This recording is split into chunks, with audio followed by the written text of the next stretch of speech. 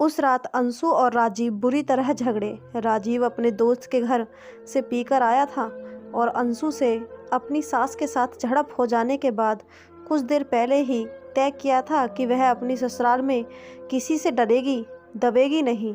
इन दोनों कारणों से उनके बीच झगड़ा बढ़ता ही चला गया। तुम्हें इस घर में रहना है तो काम में माँ का पूरा हाथ बटाओ। तुम मटर गश्ती करती रहो और माँ रसोई में घुसी रहे, यह मैं बिल्कुल बर्दाश्त नहीं करूँगा। राजीव की गुस्से से कांपती आवाज़ पूरे घर में गूंज उठी। आज ऑफिस में ज़्यादा काम था इसलिए देर से आई थी, फिर भी मैंने उनके साथ थोड़ा सा काम कराया। अपनी माँ की हर बात सच मानोगे तो हमारी रोज़ लड़ाई होगी। अंशु भी ज़ोर से चिल्लाई।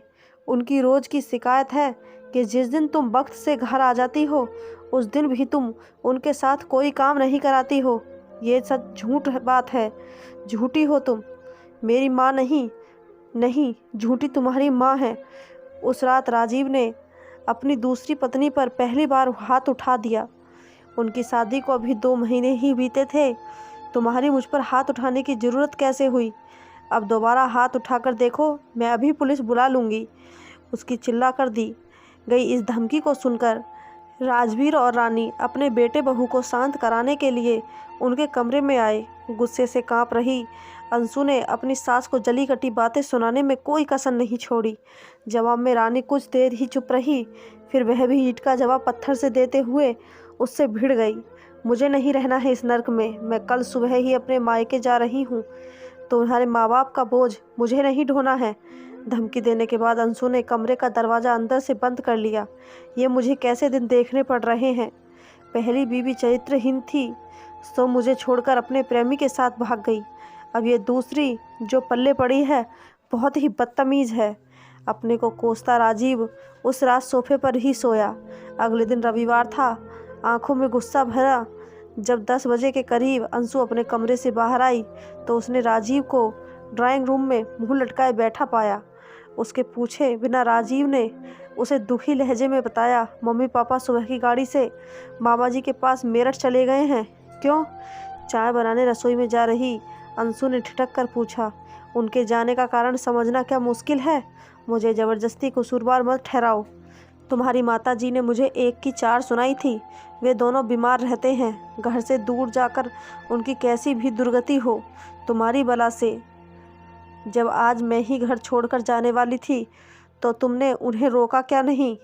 मैंने बहुत कोशिश करी पर पापा नहीं माने। वे कब तक लौटेंगे? कुछ बताकर नहीं गए हैं। राजीव ने थके हारे अंदाज में अपना चेहरा हथेलियों से रगड़ा तो अंशु भी कुछ उदास सी हो गई। दोनों दिन भर सुस्त ही रहे पर शाम को उनका बाजार घुमाने का कार्यक्रम बन गया। पहले उन्होंने कुछ खरीदारी करी और फिर खाना भी बाहर ही खाया। उस रात अंशु को जी भर के प्यार करते हुए राजीव को एक बार भी अपने माता पिता का ध्यान नहीं आया। अगले 2-3 दिन उनके बीच झगड़ा नहीं हुआ। फिर एक दिन ऑफिस से अंशु देर से लौटी तो राजीव उससे उलझ पड़ा। दोनों के बीच काफ़ी तू मैं हुई, फिर जल्द ही सुलह भी हो गई। तब दोनों के मन में यह विचार एक साथ उभरा कि अगर माँ घर में मौजूद होती तो यकीनन झगड़ा लंबा खिंचता। राजीव लगभग रोज़ ही अपने माता पिता से फ़ोन पर बात कर लेता। अंशु ने उनसे पूरा हफ्ता बीत जाने के बाद बात करी थी। उसने उन दोनों का हालचाल तो पूछ लिया पर उनके वापस घर लौट आने की चर्चा नहीं छेड़ी। देखो शायद अगले हफ्ते वापस आएँ। राजीव जब भी उनके घर लौटने की बात उठाता तो राजवीर उसे यही जवाब देता। जब उन्हें मेरठ गए 1 महीना बीत गया तो अंशु और राजीव के मन की बेचैनी बढ़ने लगी। पड़ोसी और रिश्तेदार जब भी मिलते तो रानी और राजवीर के लौटने के बारे में ढेर सारे सवाल पूछते। तब उन्हें कोई झूठा कारण बताना पड़ता और ये बात उन्हें अजीब से अपराध बोध का शिकार बना देती। लोगों के परेशान करने वाले सवालों से बचने के लिए तब दोनों ने मेरठ जाकर उन्हें वापस लाने का फैसला कर लिया। अब वहां पहुंचकर उनसे बहस में मत उलझना। उन्हें मनाने को अगर सॉरी बोलना पड़े तो बोल देंगे। उनको साथ रखना हमारी जिम्मेदारी है, मामा जी या किसी और की नहीं। राजीव सारे रास्ते अंशु को ऐसी बातें समझाता रहा। मामा मामी के यहाँ 2 दिन बिताने के लिए शुक्रवार की रात को करीब 9 बजे उनके घर पहुँच गए। उन दोनों से मामा मामी बड़े प्यार से मिले। उनकी नज़रों में अपने लिए नाराज़गी के भाव न देखकर अंशु मन ही मन हैरान हुई। दीदी और जीजाजी खाना खाने के बाद पार्क में घूमने गए हैं। अपने मामा की ये बात सुनकर राजीव हैरान रह गया। पापा मम्मी घूमने गए हैं? उन्होंने ये आदत कब से पाल ली? राजीव की आंखों में अविश्वास के भाव पैदा हुए। वे दोनों अब नियम से सुबह ही घूमने जाते हैं। तुम उनकी फिटनेस में आए बदलाव को देखोगे तो चकित रह जाओगे। मम्मी की कमर का दर्द उन्हें घुमाने की इजाज़त देता है। दर्द अब पहले से काफ़ी कम है। जीजाजी दीदी का हौसला बढ़ाकर उन्हें सुस्त नहीं पड़ने देते हैं। क्या मम्मी का किसी नए डॉक्टर से इलाज चल रहा है? हाँ, डॉक्टर राजवीर के इलाज में है दीदी। अपने इस मजाक पर मामी जी ने जोरदार ठहाका लगाया और राजीव और अंशु जबरदस्त उलझन का शिकार बन गए। जब वे सब चाय पी रहे थे तब राजवीर और रानी ने घर में प्रवेश किया। उन पर नज़र पड़ते ही राजीव उछलकर खड़ा हो गया और प्रसन्न लहजे में बोला, वाह papa mummy, in sports shoes में तो आप दोनों बड़े जच रहे हो। तुम्हारे मामा जी ने दिलाए हैं, अच्छे हैं ना? राजवीर पहले किसी बच्चे की तरह खुश हुआ और फिर उन्होंने राजीव को गले से लगा लिया। अपनी माँ के पैर छूते हुए राजीव ने उनकी तारीफ करी। ये बड़ी खुशी की बात है कि कमर का दर्द कम हो जाने से अब तुम्हें चलने में ज़्यादा दिक्कत नहीं आ रही है। चेहरे पर भी चमक है। मामा जी के यहाँ लगता है खूब माल उड़ा रहे हैं। मेरी यह शुगर की बीमारी कहाँ मुझे माल खाने देती है। तुम दोनों कैसे हो? आने की खबर क्यों नहीं दी? अपने बेटे बहू को आशीर्वाद देते हुए रानी की पलकें नम हो उठी। तुम दोनों को भूख लग रही होगी, बोलो क्या खाओगे? बड़े उत्साहित अंदाज में अपनी हथेलियां आपस में रगड़ते हुए राजवीर ने अपने बेटे बहू से पूछा। ज़्यादा भूख नहीं है, इसलिए बाजार से कुछ हल्का फुल्का ले आते हैं, कह राजीव अपने पिता के साथ जाने को उठ खड़ा हुआ। बाजार से क्यों, कुछ लाना है? आलू मटर की सब्जी रखी है, मैं फटाफट पराठे तैयार कर देती हूँ, कह मम्मी रसोई में जाने को उठ खड़ी हुई।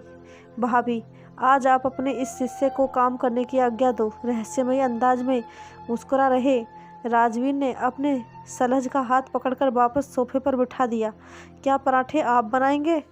राजीव का मुंह आश्चर्य से खुला का खुला रह गया। पिछले दिनों तुम्हारी मामी से कुछ कुकिंग सीखी है मैंने।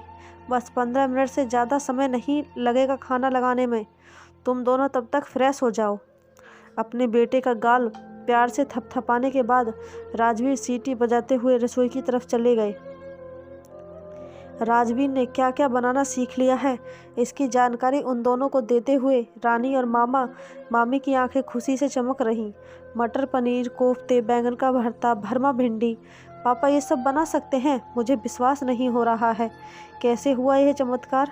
राजीव सचमुच बहुत हैरान नजर आ रहा था, क्योंकि राजवीर को तो पहले चाय भी ढंग से बनानी नहीं आती थी। अरे जीजाजी आजकल बड़े मॉडर्न हो गए हैं। कहते हैं कि आज के समय में हर इंसान को घर और बाहर के सारे काम करने आने चाहिए। किसी पर आश्रित होकर बोझ बन जाना नर्क में जीना जैसा है। अपने इस नए आदर्श वाक्य को वे दिन में कई बार हम सबको सुनाते हैं। इस उम्र में कोई इतना ज़्यादा बदल सकता है, ये सचमुच हैरान करने वाली बात है। मामा जी की इस बात का पूरा अर्थ राजीव को अगले 2 दिनों में समझ आया। राजवीर जी ने उन्हें उस रात खस्ता पराठे बनाकर खिलाए, फिर रात गर्म करके उसे एक पोटली में भरा और रानी की कमर की सिकाई करी। वे पहले बहुत कम बोलते थे, पर अब उनकी हंसी से कमरा बार बार गूंज उठता था। अगले दिन सबको बेड टी उन्होंने ही पिलाई। इससे पहले वे और रानी घंटा भर पार्क में घूम आए थे।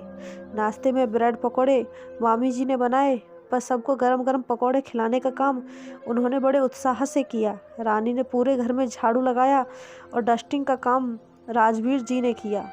फिर नहा धोकर वे लाइब्रेरी में अखबार पढ़ने चले गए।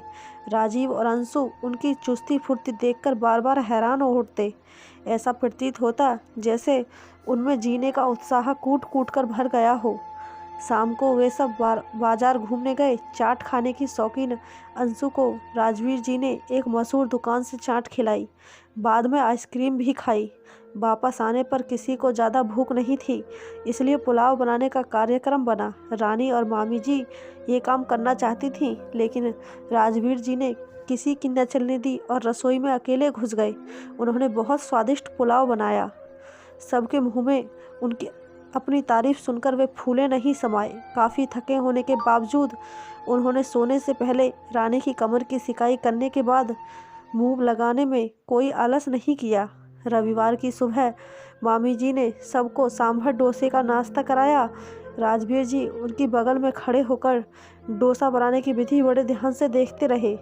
सबने इतना ज़्यादा खाया कि लंच करने की ज़रूरत ही ना रहे। कुछ देर आराम करने के बाद राजीव ने दिल्ली लौटने की तैयारी शुरू कर दी। पापा मम्मी, आप दोनों भी अपना सामान पैक करना शुरू कर दो। यहाँ से 2 बजे तक निकलना ठीक रहेगा। लेट हो गए तो शाम के ट्रैफिक में फंस जाएंगे। राजीव की ये बात सुनकर राजवीर जी एक कदम गंभीर हो गए तो रानी बेचैन अंदाज में उनकी शक्ल ताकने लगी। इन्हें अभी कुछ और दिन यहीं रहने दो राजीव बेटा।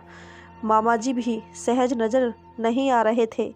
मामा जी, ये दोनों 1 महीने तो रह लिए हैं यहाँ, इनका अगला चक्कर मैं जल्दी लगवा दूंगा। राजीव ने मुस्कुराते हुए जवाब दिया। राजवीर ने एक बार अपना गला साफ करने के बाद राजीव से कहा, हम अभी नहीं चल रहे हैं राजीव। क्यों?